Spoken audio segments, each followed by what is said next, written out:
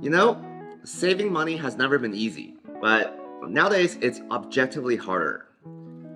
Like, I was just at brunch with my girlfriend the other day. It's not like we're gorging on food or anything, just 2 plates and 2 cups of lattes with taxes and tips. It comes out easily over $80. And now, with the new tariffs coming in, it's not just going to be your groceries. Clothing prices are about to skyrocket. Everything is about to get more expensive. But when you look online for money saving tips, it just doesn't feel like they're keeping up with the times. It's always about not buying this random thing or canceling your subscriptions or buy fast fashion from China. But what if you actually care about the environment? Even tips like cooking more and eating out less. But what if you're just burnt out from work and you don't have time to cook? So yeah, most of this money saving tips, it's not that they're bad advice, it's just that they're not for me. And honestly, maybe not for most people. The ultimate hack for saving money, it's not just a laundry list of things you need to do or shouldn't do. It is about finding what actually works for you. And weirdly enough, you might actually have to spend some money first before you can save money. More on that later, but let me explain where I'm coming from. So, my name is Alan, and I am a fintech engineer, which means I spend a lot of time engineering my personal finances. And something that I realized recently that I never really thought about before is that everything you buy comes with a trade-off. Like, for example, I got a dog. A dog is a terrible example for saving money. But here's the thing.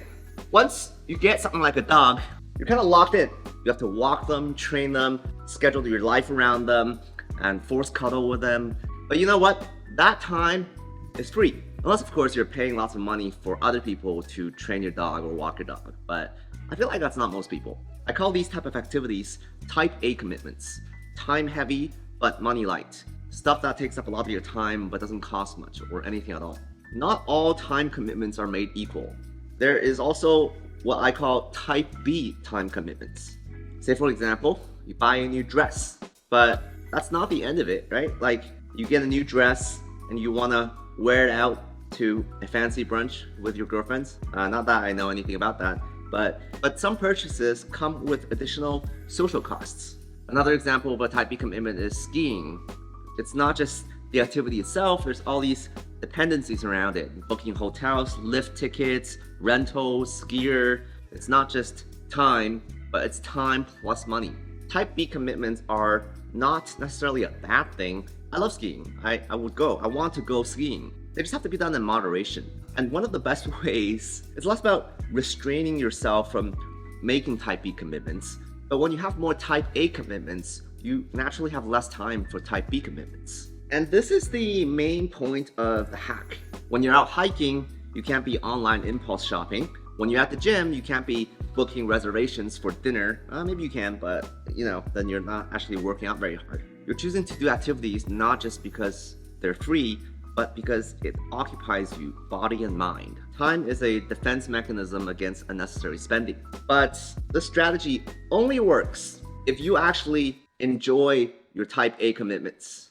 Going back to the gym example, if you're spending all your time at the gym thinking about your next outing with all your besties, it's kind of counterproductive. I can't just give you a list of type A commitments for you to add to your bucket list of things to do. You have to find things that you genuinely enjoy doing that takes up a lot of time and doesn't trigger additional spending. That is the ultimate hack to saving money. And here's where we loop back to the interesting observation I hinted at the beginning of the video. Sometimes you have to spend money first to save a lot of money.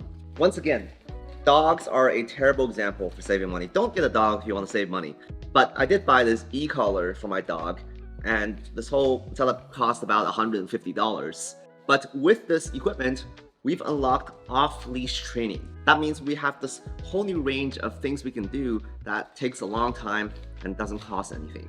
Just open trails and a happy, tired dog. The $150 I paid for this is a one-time investment to create more type A commitments in my life. So some more examples of purchases that don't involve dogs. Maybe a good pair of running shoes, or a used bike, or a pair of boxing gloves, or cooking equipment you actually enjoy using if you want to cook more in your life.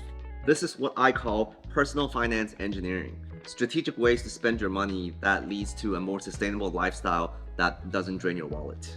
So yeah, if you're feeling frustrated about how difficult it is to save money these days, you're not alone. But maybe it's not about what you need to cut out of your life, and it's more about what you need to fill your life with.